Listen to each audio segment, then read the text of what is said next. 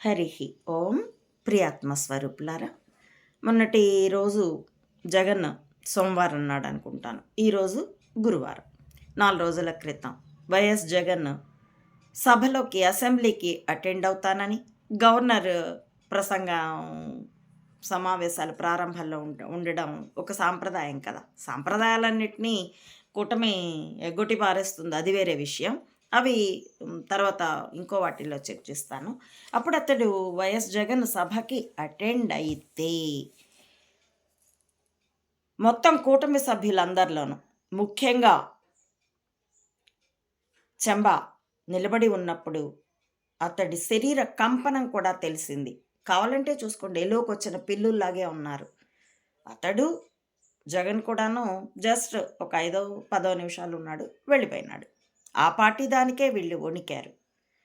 ఇక్కడ ఒక విషయం చెప్పదలుచుకున్నానండి. ఆఫ్టర్ ఆల్ జగన్ని చూసి వాళ్ళేమీ వణకరండి.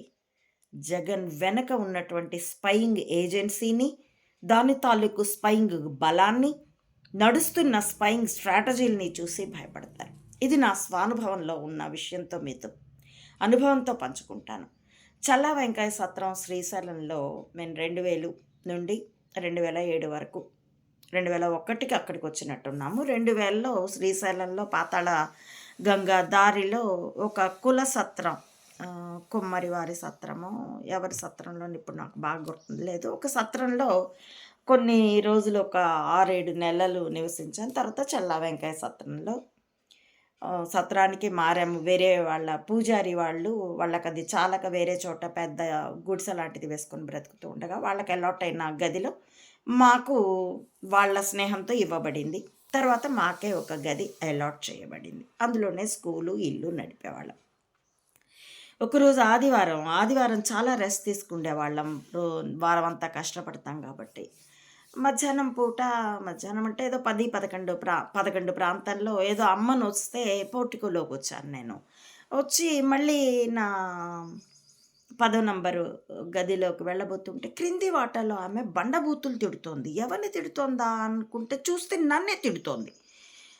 గతి లేదు అంటూ, అంటే వచ్చిన 2000 సంవత్సరంలో మొదట్లో 1993లో వచ్చినప్పుడు కట్టుబట్టలతోనే వచ్చాను. అక్కడే పెళ్లి చేసుకున్నాను. పోలీసుల సహాయం తీసుకొని గుళ్ళో పెళ్లి చేసుకొని అందరూ ఇంటికి పోతారు. నేను గుళ్ళో పెళ్లి చేసుకొని పోలీస్ స్టేషన్‌కి వెళ్ళి, ఎందుకంటే అక్కడ కొత్త వాళ్ళని నమ్మట్లేదు. స్టేషన్‌కి వెళ్ళి, అయ్యా మేము బ్రతకడానికి వచ్చాము, నష్టపోయి వచ్చాము. మా వెనక ఏ నేర చరిత్ర లేదు. ఎవరు లేచిపోయి రాలేదు. నాకు ఇది తొలి పెళ్లి. అదిగో ఈ నా నా భర్తకు కూడా ఇది తొలి పెళ్లి. కావాలంటే మీరు వెతకాకని పోలీస్ స్టేషన్‌లో రిఫర్ చేసుకోండి. ఇక్కడ ఎవరు నమ్మట్లేదు మమ్మల్ని అని రిక్వెజేషన్ ఇస్తే, ఆయన రెడ్ల సత్రంలోనో, కమ్మ సత్రంలోనో 3 రోజులు తన రికమెండేషన్‌తో ఉంచి అక్కడ కనుక్కొని తర్వాత పాతాళ గంగలో వాళ్ళకి ఏదైనా గుడిసె ఇవ్వండి వీళ్ళకి అని రికమెండ్ చేస్తే, అక్కడ వాళ్ళు మాకు చదువు చెప్తాము అన్న దీనికి ఒక పాత గుడిసెని రిపేర్ చేసి ఇచ్చారు. అలాంటి దాంట్లో ఉన్నాము. ఆ తర్వాత రెండోసారి మళ్ళీ 2000 సంవత్సరంలో మళ్ళీ చెంబా వేధింపు రీత్యా కట్టుబట్టలతో ఈసారైతే బైక్ ఉన్నది. అప్పుడు పాతాళంగా మెట్ల మీద పుట్టిన పాప ఇప్పుడు 5 ఏళ్ల వయసున్నది. సరే, అక్కడ ఉంటున్న ఆ కులసత్రంలో ఉన్నప్పుడు ఈ కింద ఇప్పుడు నన్ను తిడుతున్న ఆవిడ, వాళ్ళ కుటుంబం సెక్యూరిటీ గార్డు, ప్రక్కన పోలీస్ డిపార్ట్మెంట్‌లో కూడా కాంట్రాక్ట్ జాబ్ ఏదో చేస్తున్నాయి 2 కుటుంబాలు. ఆ వరుస ఉన్న దాదాపు 5 కుటుంబాల వాళ్ళు నన్ను బాగా మంచినీళ్ళకు పై వాటాలో అందరినీ హెరాస్ చేశారు. నన్ను మరింత హెరాస్ చేశారు. మిగతా వాళ్ళని తిట్టలేదు. నన్నైతే తిట్టారు. ఆవిడ భయంకరమైన బూతులు తిడుతుంది. ఆ సత్రంలో ఉన్నప్పుడు నా దగ్గర కట్టుబట్టలతో వెళ్ళాం కాబట్టి మళ్ళీ ఒక్కో వస్తువు మెల్లిమెల్లిగా కొనుక్కుంటూ ఉన్నాం. అక్కడున్న ప్రైవేట్ స్కూల్‌లో జాబ్ చేస్తూ ఉంటిని. నెలకో 1500కో ఎంతకో జాబ్ చేస్తూ ఉంటిని. సో, అప్పుడు రొట్టెలు కాల్చుకుండే పెనం లేక ఆవిడ దగ్గర తీసుకుండేదాన్ని. ఆ మాట రిఫర్ చేస్తూ, రొట్టెలు కాల్చుకునే పెంకుకు కూడా గతి లేదు దేవుడా అంటూ అన్నీ నన్నడిగి తీసుకుండేది. ఈరోజు దానికి కొవ్వు బలిసింది అంటూ తిడుతోంది నన్ను. ఏంటా అనుకోని నేను లోపలికి వెళ్ళి నా భర్తతో, ఆవిడ అలా తిడుతోందండి అని బాగా హర్ట్ అయ్యే చెప్పాను. ఎందుకంటే చాలా అసహ్యకరమైన తిట్లు తిడుతోంది. తిట్టేటప్పుడు ఏంటంటే, మాకున్న ఆశ్చర్యం ఏంటంటే, ఊళ్ళో చాలామంది ఉన్నతాధికారుల పిల్లలు, డబ్బున్న వాళ్ళ పిల్లలు మా దగ్గర చదువుతున్నారు. కాస్త పలుకుబడి ఉన్నది. ఆమె ఆఫ్టర్ ఆల్ కాంట్రాక్ట్ జాబ్. మరి ఎంత ధైర్యంగా ఎలా తిడుతున్నారు? ఏ వ్యక్తిగత కారణమైనా ఉండనియండి గాక. ఎలా తిడుతున్నారు? ఆ కింది వాటిలో ఉన్న వాళ్ళందరూ ఏదో ఒక కారణం పెట్టుకున్నారు. ఒకావిడ 2000 2000 కాదు 20,000 ఏమో వచ్చి అప్పడిగింది. అయ్యో! అంత డబ్బు నా దగ్గర ఉండదమ్మా. నేను అప్పిచ్చేయగలిగే అప్పు ఇవ్వగల స్థితిలో ఉన్న వాళ్ళం కాదు మేము అనంటే, నేనడిగితే నువ్వు అప్పు ఇవ్వలేదు కాబట్టి నీకు నాకు లడాయి ఉంది. ఇలా ఏదో ఒక నేను తీర్చగలిగినవి తీరుస్తూ వచ్చినా కూడా చివరికి మనం ఎగ్జిక్యూట్ చేయలేనటువంటి డిమాండ్స్ ఏవో చేసి తగవ పెట్టుకున్నారు. అప్పుడే నాకు పులి మేకపిల్ల కథ ఇంతకుముందు మీతో చెప్పుకున్నాను కూడాను. నా నీళ్ళు ఎంగిల్ చేసావని తనకు దిగువన నీళ్లు తాగుతున్న మేకపిల్లని పులి బెదిరిస్తే, నేను మీ దిగువన తాగుతున్నాను కదా! అంటే 6 నెలల క్రితం. 6 నెలల క్రితం నేను పుట్టలేదు. మా అమ్మ కడుపులో ఉన్నానంటే, మీ అమ్మ తాగింది. కాబట్టి నిన్ను చంపేస్తాను. వేధించడానికి ఏదో ఒక కారణం, హింసించడానికి ఏదో ఒక కారణంలాగా. అలా ఆవిడ వాళ్ళు తిడుతూ ఉంటే, అప్పుడు చాలా ఆ పాటి సోషల్ స్టేటస్‌లోనైనా, ఆర్థిక స్థాయిలోనైనా చాలా దిగువన ఉన్నవారు. ఇలా ఎంత కొవ్వుతో ఎలా అనగలుగుతున్నారు అని చాలా ఆశ్చర్యం ఉండింది. ఆ మర్నాడు మాకు మా మర్మ భాషలో చిన్న పామునైనా పెద్ద కర్రతో కొట్టాలి. ఎవ్వరిని తక్కువ అంచనా వేయొద్దు. కనబడే మొలక క్రింద లోపల చాలా ఉండుండొచ్చు. అంటూ రకరకాల హెడ్డింగ్స్‌తో అంతర్యామి దగ్గర నుంచి వసుంధరలో, వ్యాసాల్లో రకరకాలుగా మాకర్థమైంది. కనబడుతున్న వ్యక్తి కాదు, దాని వెనకున్నటువంటి స్పయింగ్ బలం. ఆ ఊర్లో తర్వాతయితే బయటకొచ్చిందిలెండి. ఎగ్జిక్యూటివ్ డీఈఓ ఒకడుండేవాడు కృష్ణయ్య అని.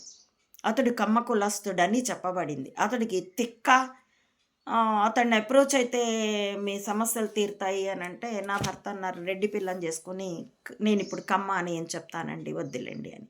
ఆ తర్వాత అతడు డైరెక్ట్‌గానే వచ్చాడు వేధింపుకి. ఇవన్నీ నేను నా బ్లాగ్‌లో అక్షరబద్ధము చేశాను.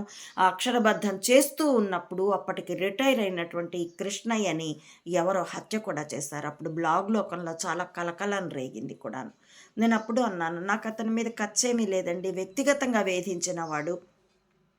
మా పూర్వజన్మ కృతం ఇలా ఇతడి రూపేణ అనుభవిస్తున్నామనుకున్నాను. కానీ అతడి వెనక ఉన్న వాళ్ళ మీద మాత్రం నేను ఖచ్చితంగా ప్రతీకారం తీర్చుకుంటాం. మేము తీర్చుకోవడం కాదు, కాలమే తీరుస్తుంది అని చెప్పాను. ఆ రోజు బ్లాగ్‌లో కూడాను. ఈ కర్నూలు జిల్లా కోడుమూరు దగ్గర ఏదో మొత్తానికి ఆ కృష్ణయ్య అన్నవాడు ఏదో శ్రీశైలంలో చేసినట్టు ఏదో రువాబు చేశాడు. అందుకని చావగొట్టారు అంటూ ఎవరో తర్వాత చెప్పారు గానీ నేనింక పెద్ద పట్టించుకోలేదు. వాళ్ళకి ఆ క్రింది అంతస్తులో లో క్లాస్ పీపుల్‌కి ఏ చంబానో కనబడక్కర్లా, ఏ డ్రామోజీని కనబడక్కర్లా. తమకి దగ్గర తమ చుట్టూ ఉన్న వాళ్ళలో తమ జీవితం మీద ఎవరికి పట్టున్నదో, ఈ కృష్ణయ్య అన్నవాడు డెప్యూటీ డీఈఓ అదే డెప్యూటీ ఈఓ. ఈవోలన్నా మారిపోతూ ఉంటారు. ఇతడికి ట్రాన్స్‌ఫర్ అవ్వదు. ఎందుకంటే కోర్టు నుండి అలాంటి తీర్పున్నది అతనికి. కాబట్టి తమ ఉద్యోగాలన్నీ అతడి చేతిలో ఉన్నాయి కాబట్టి అతడు ఏం చెప్తే అది చేస్తారు. నీళ్ళివ్వకుండా, పైకి మెట్ల మీదకి నడవడానికి లేకుండా విపరీతంగా వేధించారు. వైఎస్ రాజశేఖర్ రెడ్డి వచ్చాకే కొంత తెరిపిన పడ్డాం మేము. అలా వాళ్ళు తిడుతూ ఉన్నప్పుడు నాకు అర్థమైందేంటంటే, మాకు అర్థం చేసింది కూడా ఏంటంటే, ఎదుటివాడు పీలకం అవ్వచ్చు, చీమదోమ లాంటి వాడవ్వచ్చు. కానీ వాడి వెనక ఒక ఏజెన్సీ వచ్చి నించుంటే, వాడు చాలా శక్తివంతుడవుతాడు. దీన్నే రిఫర్ చేస్తూ ఇస్లామాబాద్‌కి ఇంత బలమేమిటి? ఈ సోనియాకి ఇంత శక్తి ఎక్కడి నుంచొచ్చింది అంటూ నా అమ్మఒడి బ్లాగ్‌లో తొలి పోస్టుల్లో ఇందులకేదో నిమిత్తం ఉండి ఉండవలెను అని పంచతంత్రంలో చూడాకర్ణుడు, వీణాకర్ణుడు అనేటటువంటి ఒక సాధువులు బిచ్చగాళ్ళ వ్యవహారంలో హిరణ్యకుడు తన గతాన్ని ఎలుక మిత్రలాభంలో తన గతాన్ని చెప్పేటప్పుడు ఈ మాట ఉంటుంది. ఇందులకేదో నిమిత్తం ఉండి ఉండవలెను అని. అలాగా there must be some reason. The reason might be hidden. కానీ ఎఫెక్ట్ మనకి తెలుస్తూ ఉంటుంది. ఆ గూఢచర్యాన్నే ఇప్పుడు అసెంబ్లీ సహా మొత్తంగా ఏపీ రాజకీయాల్లో మీరు చూస్తున్నారు. కాబట్టి జగన్‌ని చూసి వణకడం కాదు, జగన్ వెనక నిలబడినటువంటి ఏజెన్సీని చూసి చెంబా అయినా, కూటమి అయినా సనాతని అని ఊగేవాడైనా మూత్రం పోసుకుండేటంతగా భయపడతారు. That's practical. ఎందుకంటే వ్యక్తి కంటే వ్యవస్థలు ఎప్పుడు బలమైనవి కాబట్టి పరిశీలించి చూసుకోండి. ప్రతి కామన్ మ్యాన్కి, ప్రతి సామాన్యుడికి నేను ఈ అర్జ్ చేస్తున్నాను. Check yourself. Hari Om. ప్రియపుత్రి పుత్రులారా, నా ఈ వీడియోల కంటెంట్ మీకు నచ్చితే please like, share and recommend my channel to others as well. Subscribe it. Please support Ammaodi Mata Anantananda to spread the truth of either spying or spirituality up to the roots of the society. As well, support me financially also to win this war with wisdom as weapon. www. ధర్మం కోసం మెదళ్ళే ఆయుధాలుగా యుద్ధం. Thank you for watching.